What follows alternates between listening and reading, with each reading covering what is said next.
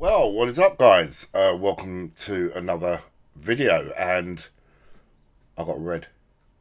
Got a red camera. Finally, after all these years of wanting one, I finally got one, and we're going to be talking about this little gem of film equipment history, shall we say, or shall we say the god of cameras, the Red MX1. Which I'm really excited to own. Yeah, I'm sort of over the moon. So going a little bit back, as most of you guys know, I am a Blackmagic fanboy, and I am still a Blackmagic fanboy. I absolutely love their cameras. I adore them. But I wanted to I've always had it in the back of my head to sort of take that sort of leap and delve into the Red ecosystem at some point. Getting one of their higher brand cameras, one of their sort of like newer model cameras. Well, I thought, do you know what, right? If I'm going to do it, I'm going to start at the beginning. I'm going to start with this one and see how I get on with it, the workflow, what I like about it, what I don't like about it. And in today's video, I've not really shot with this camera yet. I've played around with it, obviously, and, I've done a couple of little shots in the garden, so on and so on. I'm just going to talk about some of the sort of things that you need to sort of look out for, some of the things you need to expect, and some of the things you need to sort of prepare yourself for if you're going to own a Red like this, because it's not all bells and whistles, even though it's an absolutely amazing camera. It's approved in Hollywood. It's been used in so many massive films, such as, obviously, we know about The Social Network, Pirates of the Caribbean. It's been used in tons of films. So it's approved by Hollywood, and it is a full Hollywood camera. Even though it's a few years old now. Now going into this, I was like, because obviously I'm taking the jump from Blackmagic to Red now. I ain't gonna lie to you, I was terrified. I was terrified doing this. Trying to find one of these MX1s in really good condition, not beat up, little use as possible, has been a mission. But I found one, and the beauty with this MX1 was the hours that it had on it. This is basically not even had 100 hours use out of it. So in essence, it's a brand new sensor. It's a brand new camera, which is amazing for a camera of this age. So I'm over the moon about that. This camera, up to today, has probably got about 106 hours use on it, which is nothing. These cameras can go for thousands and thousands of hours and still hold up really well. They're built like tanks, hence the nickname, the Tank. Now, I did have a couple of problems going into it, and I'm going to explain that to you today. There's certain things you need to sort of look out for if you want to sort of get hold of one of these cameras, and I'm just going to try and explain a little bit about what I felt was like, oh my god, like what have I done, and also look at the amazing positive sides of how good the image quality that comes out of this camera is. First of all, it's no surprise the weight. This thing weighs weighs an absolute ton. It weighs a ton. If you remember a little while ago, I did a video about the first Blackmagic Ursa, and I said that was heavy. Well, this is heavier, and that's without the stuff on it to get this thing up and running. This thing weighs a ton. So if you're going to get one of these, you need to make sure you get a tripod that can hold an elephant. I am going to talk about the tripods in the next video, because there's going to be a part 2. I've tried to sort of customize a Manfrotto tripod to sort of like hold this the weight of this, and I'm sort of there at the moment. I've done a lot of modifications to it to try and sort of cope with the weight of this camera, so I don't have to worry about when this is on set, this is going to topple over and collapse and smash into a million pieces. Even though I don't think it will, because this is like a tank. Still, expect to be safe and sorry. So yeah, if you're going, if you're looking at getting one of these, first priority is your tripod.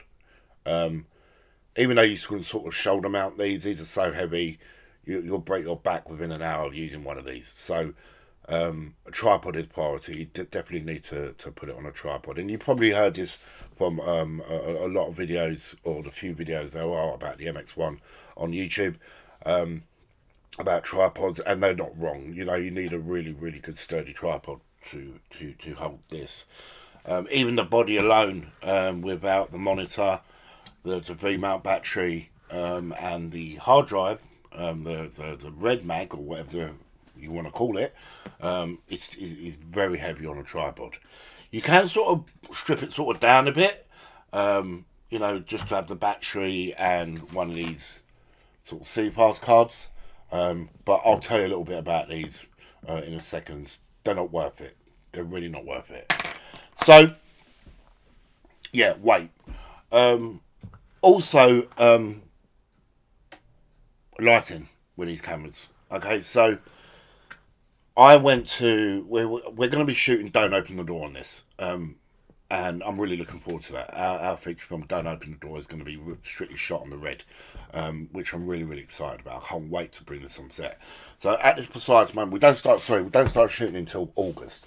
So at this moment in time, I am trying my best to, and I will try my best to, get this camera ready for shooting. Getting everything you sort of need to shoot for an entire, because we're shooting for an entire week. We're going to be away from home. We're staying on location.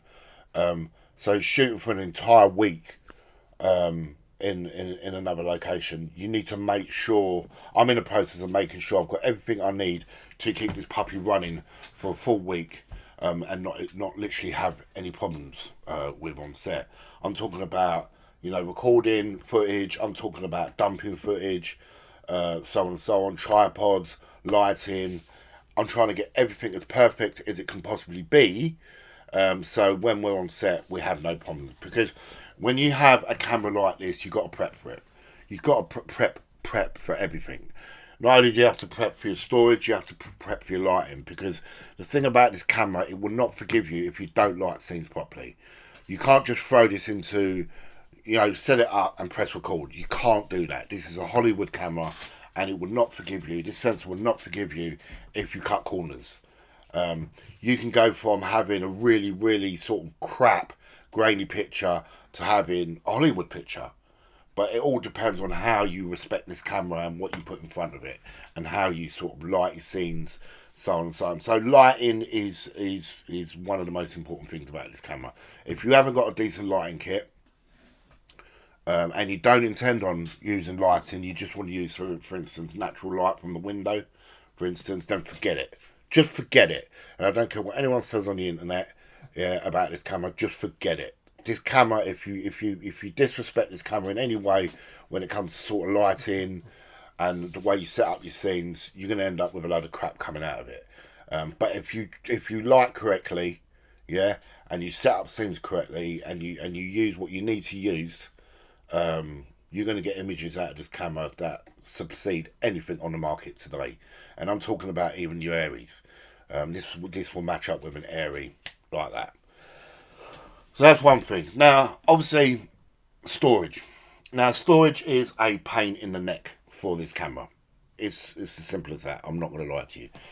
I've got quite a few of these red 8 gig CPAS cards, and you can only shoot 2K with this. Because this camera doesn't shoot in ProRes, it doesn't shoot in any flavors of ProRes at all. This camera shoots in Red Raw. Simple. And that's all resolution. So this tops out at 4.5K, and it goes all the way down to sort of like 2K. So yeah, this Red Mag, if you get like loads of these you will only get about 2K out of these in sort of medium settings, medium quality settings. So these, in essence, if you're doing like really sort of small projects and you don't really want sort of 4K, then this will be fine. These will absolutely be fine. And 2K out this camera still looks pretty flipping awesome as well. It does look pretty good as well. So, But if you want to shoot in max resolution, oh shit! Ooh. If you want to shoot, sorry, in max resolution in 4.5K, forget this. Forget it. No good. You can't use third party CPAS cards with this. So if you're thinking, oh, don't matter, I'll go out and I'll buy a 64 gig, a couple of 64 gig CPAS cards for it and I'll put them in, not going to work. The camera will spit them out of you. As soon as you put the third party ones in, the camera will tell you to go to go suck yourself. It only accepts red cards, red CPAS cards, the official ones, which is a gripe with a lot of people that own reds, that you can't get third party hard drives for it. Even though you can take this off, where this CPAS card goes, take this off, and I've got the adapter for it as well, and put in, it's got a SATA connection, so you can put in a proper hard drive, solid state drive, an SSD, the camera will tell you to go shag off, because it's not interested. It's only interested in real red hardware or real red memory. Now, the only good thing, the best thing is, like, if you want to get one of these, is to get a few of these. So these are the Red Mags hard drives. They're traditional spinning hard drives. This one is a 640 gigabyte one, and this will hold literally up to about 5.5 hours of footage. You can get for a whole film shoot on one of these easily.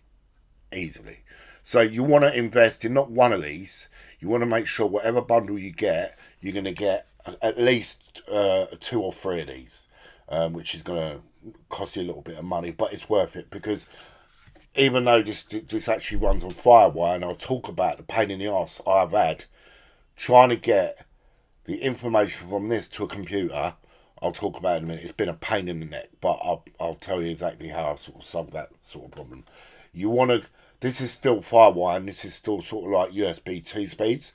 So what you want to do is, when you're on set, if you fill this up and you want to dump this onto another hard drive on set to clear this, you want to get yourself a second one so you can pop into your red, continue your day's shoot or your afternoon shoot or whatever while this is copying over. And then once this is copied to your computer or to your other backup hard drives, you can wipe this, plug it back in, and then you can continue. So I would recommend definitely get 2 or 3 of these if you can. Search the internet, they are there. If people say they're not there, they're lying to you. They are there. These are around.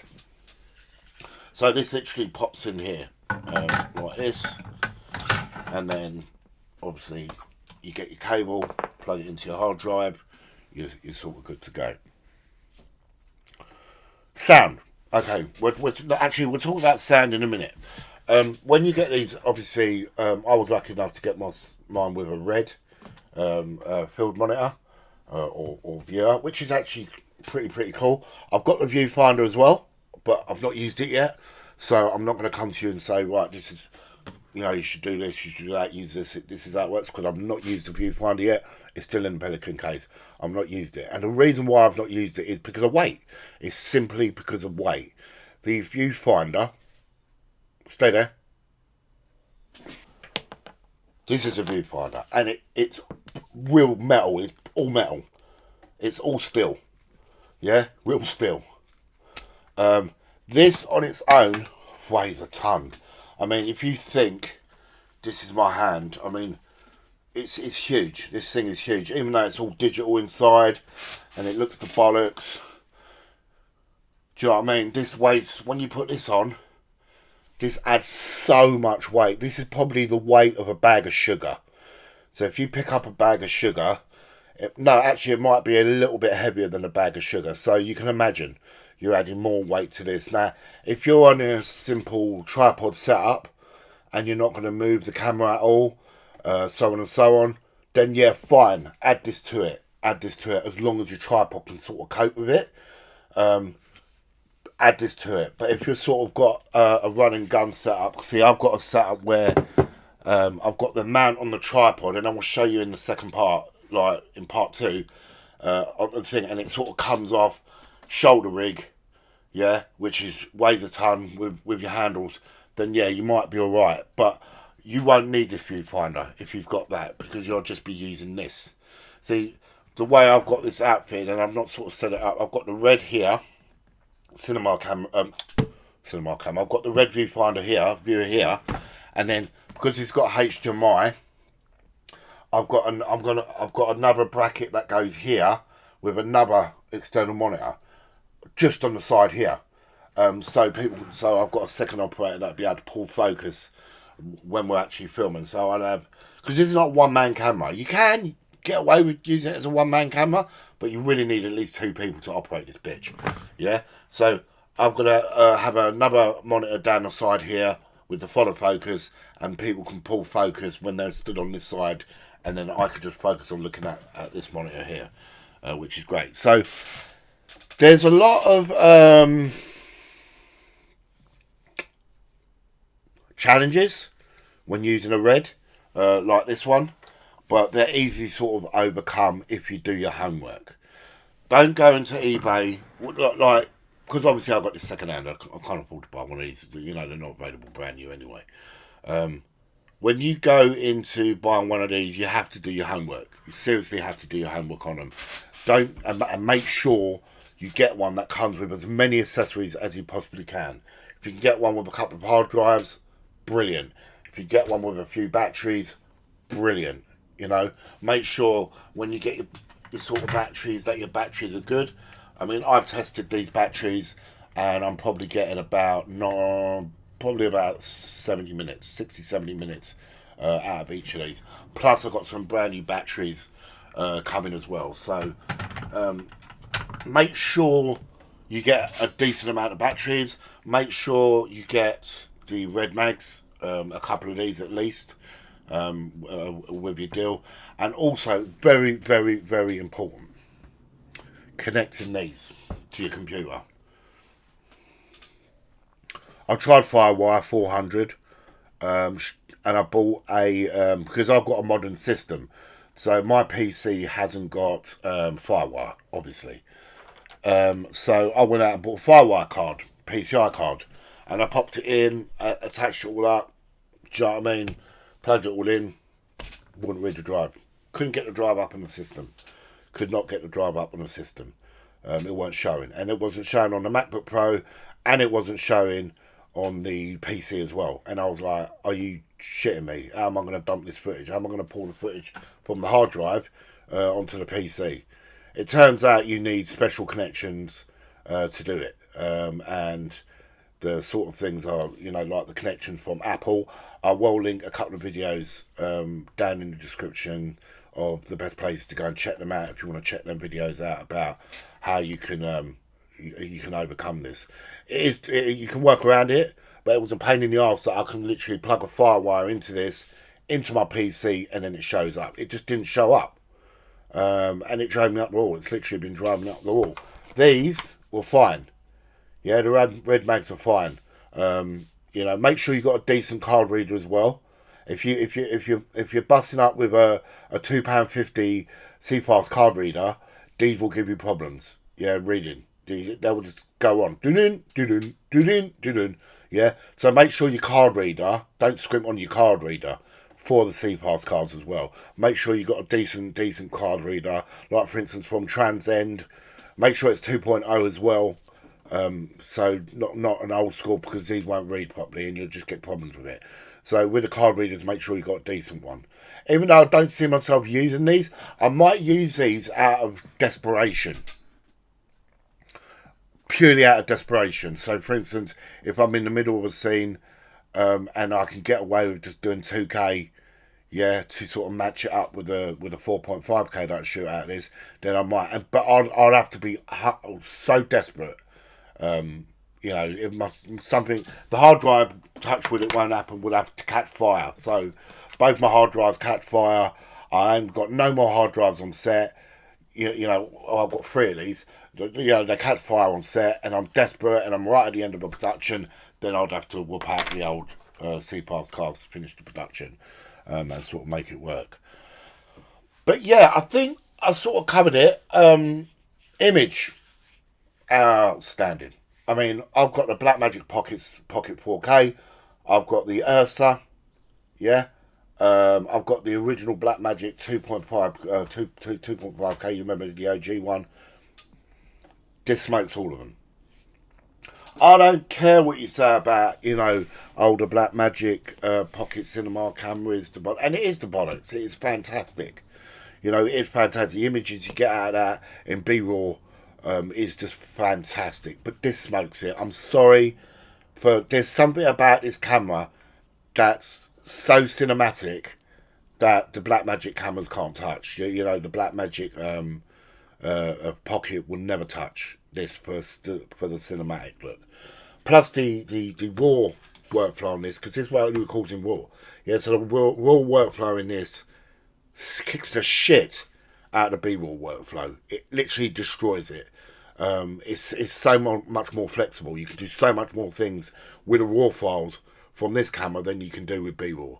I mean, it's just unbelievable. So, yeah, I mean, it's just a better image out of this camera. It looks, as soon as you record a scene, yeah, and you dump it onto the computer and you open it, it looks cinematic, straight out, no work. It just looks like, you look at it and you're like, oh my God, this looks like a Hollywood film straight away. As soon as you pull out this camera. So no matter what you do, you record a scene on this camera. Like I say, as long as you get your lighting right, so as long as you light it properly, yeah, and you show respect to this camera, as soon as you open it up on your LOE, your editor, you're like, shit, looks cinematic. Hardly any work you have to do, hardly any work on it with a grading. As soon as it comes out of the camera, it's just absolutely fantastic. So, yeah, so I hope you have enjoyed part 1 of this Red MX video. I look forward to doing part 2 sometime in a week.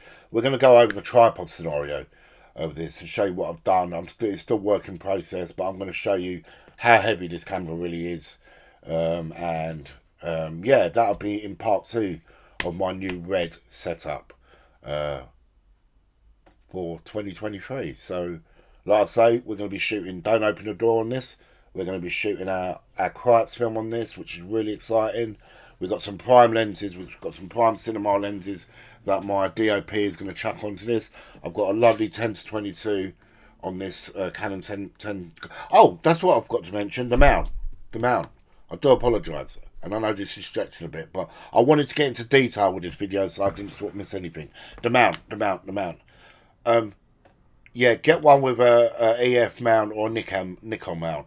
The prime, the other mount is too expensive to get the lenses for. Unless you've got like £1 million, yeah, to put the PL lenses on, whatever you call them, go for this. But then if you've got money to spend £3,000 on a PL lens, then why are you rocking with the red one? You could go out and buy the Monstro 8K, if you've got the money to buy them lenses. So make sure you get one with a EF or a Nikon mount. This one comes with an EF mount, which is perfect because I've got loads of EF lenses straight out of the box, and like I say, I've got a lovely wide 10-22 on there and it looks fantastic. So awesome. I look forward to seeing you in part 2, where we'll be going over the weight and the tripod for this camera. But if you've got any questions, guys, you need to ask about this camera.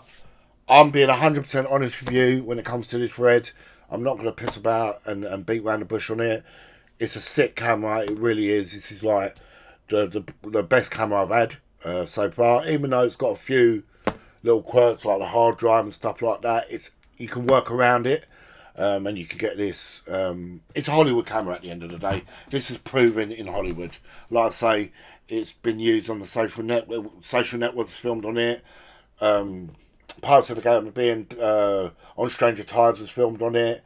There's been hundreds of films. Girl with a Dragon Tattoo. Hundreds of films shot with this camera. So it's Hollywood proven for Hollywood. So even though I love the Blackmagic 4K pocket, but it's not Hollywood proven, is it? You tell me one film that was shot with that camera. It's not. And you probably say, well, it doesn't make no difference. And it doesn't. It really doesn't. It's not about what you use, it's how you use it. That's always been my motto. But I've had to sort of go for one of these for distribution purposes, which made me take the leap. You know, I've got a distributor waiting for me for a certain film, and they're saying, you know, if you shoot on a red or an airy, I was like, can you shoot on a red or an airy? And I was like, well, I have to shoot on a red. Even though it's an older red, it's still a fucking red. Do you know what I mean? So there you go. So there you go, guys. I love you very much, and I look forward to seeing you in part 2. And as always, I'll definitely catch you in the next one. Ciao, ciao.